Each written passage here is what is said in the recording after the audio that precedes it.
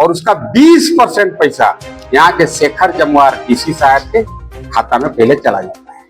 हाँ, लेकिन हम अभी भी कह रहे हैं यह भ्रष्टतम डीसी है। हम बोले कि पहलवान आप बनते हैं डीसी साहब, गरीब आदमी के जमीन लूटने में तनी मारिए नहीं वन विभाग लगे। मुंह हो गया कुत्ता नियन हो गया। कुत्ता देहाती भाषा में हम लोग इधर कहते हैं, कुत्ता नहीं मतलब लजाने टाइप का हो गया। मैंने मिथिलेश ठाकुर को भी यहाँ से रेट के भगाने का काम किया, चुनाव में अरबों रुपया खर्चा किया, लेकिन चुनाव हार गया क्योंकि ये पैसा रहेगा नहीं। कई आईएएस अफसर जेल जाके मर गए कि जमुआर साहब कौन खेत के मुरई। नमस्कार, मैं शुभ्रा रंजन और आप देख रहे हैं झारखंड वार्ता। झारखंड के राजनीतिक गलियारों में इस वक्त गहमा गहमी का माहौल है।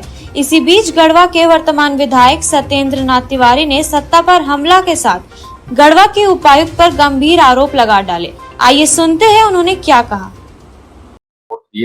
और बिना पैसा के वोट दिए।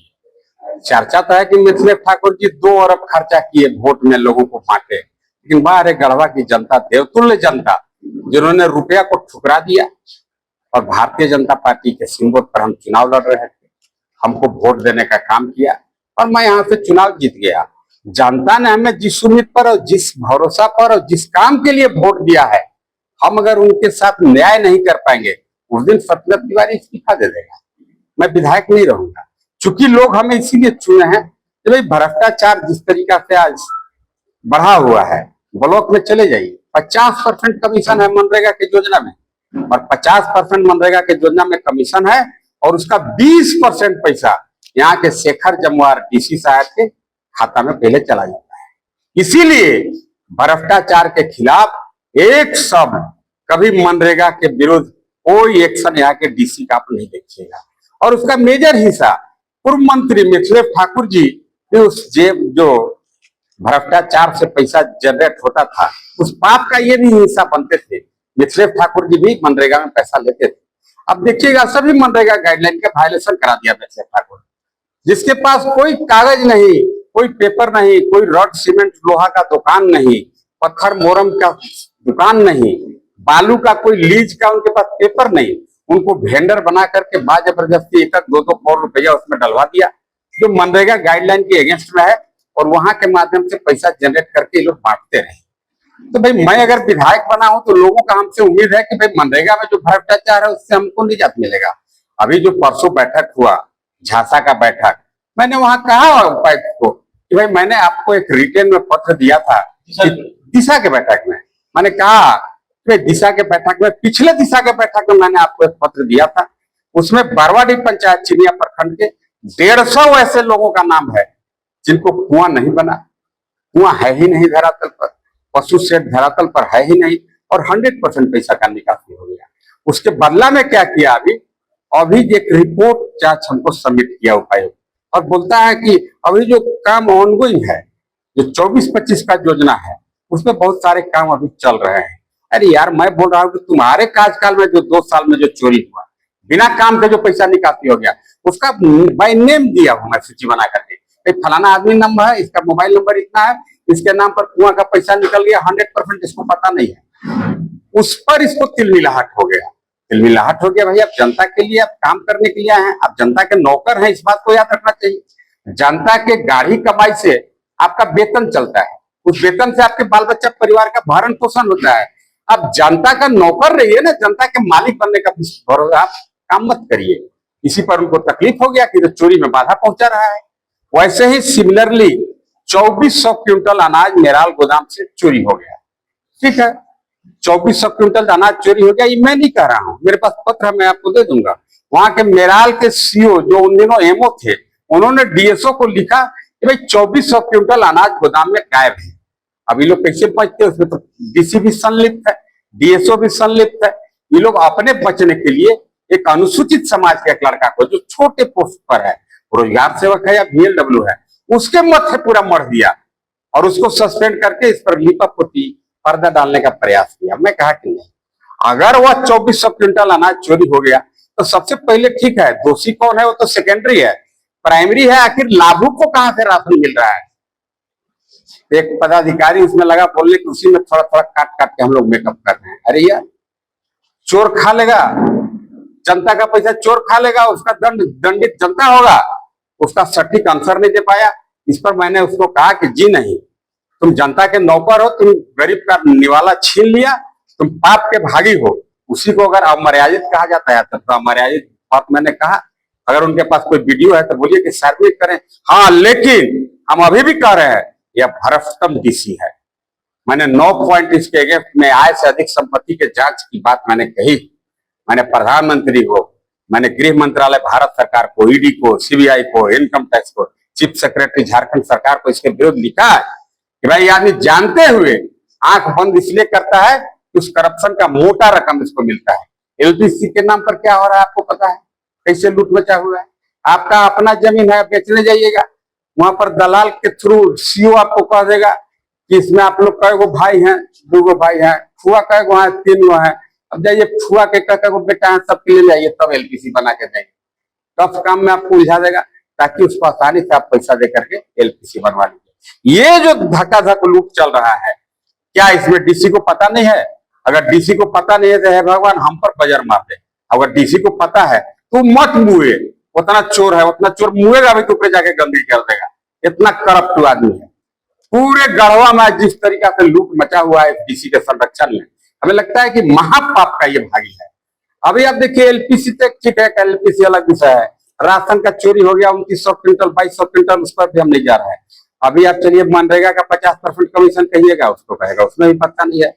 आज पीएम किसान सम्मान निधि जो 6000 प्रत्येक किसान को मोदी जी देते हैं, 2-2 हजार रुपया करके 3 बार में, यहीं पर चलिए आप बिशुनपुरा प्रखंड में अरबों रुपया दूसरे जिला में निकासी होकर के चला गया गलत तरीका से, उसमें भी संलिप्त है ये डीसी।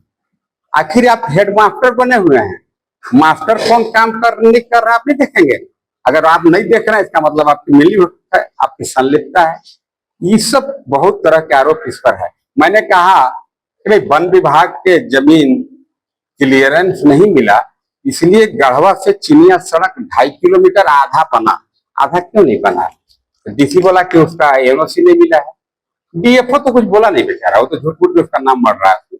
डीसी बोला कि उसका वन विभाग से क्लियरेंस नहीं मिला। हम बोले तो हमको एक चीज बताइए डीसी साहब, यहीं पर आपका डेंटल मोड़ से लेकर के नवाडी तक जो चौड़ा सड़क बन रहा है, किसी रैयत को मुआवजा का भुगतान नहीं हुआ। मैंने कहा कि उसको काम को मत करो, क्योंकि सरकार का गाइडलाइन है कि जब तक भूमि अधिग्रहण नहीं हो जाता है तब तक कोई काम प्रारंभ नहीं होगा। इसलिए व्यवहारिक पहलू को समझिए। भाई भूमि अधिग्रहण हो लगा, एक आदमी का सपोज उसी रास्ते में एक घर आता है, उसको घर का पैसा मिल जाएगा, फिर उसको 4 महीना का टाइम देना है ताकि वो आदमी कहीं दूसरे जगह घर बना सके, इसके बाद उसका अधिग्रहण होगा, तब माना जाएगा। ये किसी को पैसा दिया नहीं, बाद जबरदस्ती एसपी साहब के लिख के दे दिया, वहां पर नक्सलाइट लोग लगे हुए हैं इसलिए जबरदस्ती रोड रोक रहे हैं। रैयत को नक्सलाइट कहता है, और जबरदस्ती लाठी के बल पर वहां पर आप देखिएगा रैयत के जमीन में माटी डाल के सड़क बना रहे हैं।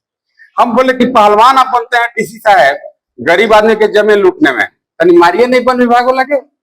मुंह हो गया कुत्ता नियन हो गया, कुत्ता देहाती भाषा में हम लोग इधर कहते हैं, कुत्ता नहीं मतलब लजाने टाइप का हो गया। वो बोलता है कि आज देखिए कल फिर आज के अखबार में कि झांसा का एगो बैठक कर दिया। अगर हम ही पूछ देंगे, देखो झांसे के हमें सदस्य हैं, बेटा के इलाज में 2 गो 50-50 लाख के चिप्स लगा है, तब बेटा सांस ले रहा है। अरे मतलब 1 करोड़ रुपया कहां से लाया? ये झांसा का भाई सत्येंद्र तिवारी को दिखाने का भूल गलत कर रहा है जमुआ। उसको पता नहीं है कि मैं बना हूं करप्शन के खिलाफ लड़ने के लिए। मैंने मिथिलेश ठाकुर को भी यहाँ से रेट के भगाने का काम किया, चुनाव में अरबों रुपया खर्चा किया, लेकिन चुनाव हार गया। लेकिन ये सच बात है कि बालू के इशू को मैंने काफी प्रमुखता से पिछले विधानसभा सत्र में उठाया था और बाध्य किया जेएमएम सरकार को बालू ऑक्शन करने के लिए। हमको बता सकता है मिथिलेश ठाकुर का डीसी, जब मैं विधायक नहीं था, रात भर गढ़वा में आप लोग देखते होंगे ट्रैक्टर हाई चलता था, 2700 रुपया जमा करिए और रात भर बालू चोरी करिए। ये बायदी में चोरी नहीं होता था, ये मुख्यमंत्री हेमंत सोरेन के कारण से चोरी होता था। सभी प्रमंडल वाइज एक माफिया को बहाल कर दिया गया। वैसे ही पलामू प्रमंडल में बालू और खनन माफिया था मिथिलेश ठाकुर। 6 साल तक 5 साल तक जेएसएमडीसी जिनके जिम्मे था बालू घाट का नीलामी करना, नहीं किया। मैंने विधानसभा में कहा इसमें मुख्यमंत्री की भी संलिप्तता है, अगर नहीं है तो जेएसएमडीसी के उन सभी आईएएस पर आप कार्रवाई करिए जिन्होंने 5 साल तक 6 साल तक टेंडर फाइनलाइज नहीं किया, ताकि बालू का कालाबाजारी आसानी से चलते थे। लेकिन अभी मैंने बात किया विधानसभा में, मुख्यमंत्री ने माना, अखबार में भी मैंने देखा कि मुख्यमंत्री ने माना कि बहुत जल्द हम बालू घाट का ऑप्शन कर देंगे, पूर्ववत बालू चले। वो गारंटी नहीं है करेगा कि नहीं करेगा, अभी कह रहा है। हम तो वो कहे कि 10 तारीख के बाद तो एनजीटी का रोक लग जाएगा, तो कब करेगा टेंडर है वो ऑप्शन? इसे लागल है कि गाँव का दारू बेचेंगे ताकि पिए वाला की दिक्कत न हो सके। नहीं वो पिए ला मन होगा फिर मर्द चीख लेगा जब बगले में दुकान रहेगा। ये है विषय, इस पर सरकार को ध्यान नहीं है। और खास करके गढ़वा जिला के परिप्रेक्ष्य में यही कहूंगा, अधिकांश वही अफसर हैं जो मिथिलेश ठाकुर द्वारा पोषित है, जिनके संलिप्तता से साठगांठ से यहाँ के गरीब जनता का शोषण होता है। जमीन के औने पौने दाम पर रजिस्ट्री करा लिया जाता था। गैर मजरूआ जमीन अभी भी ऑनलाइन नहीं होता है।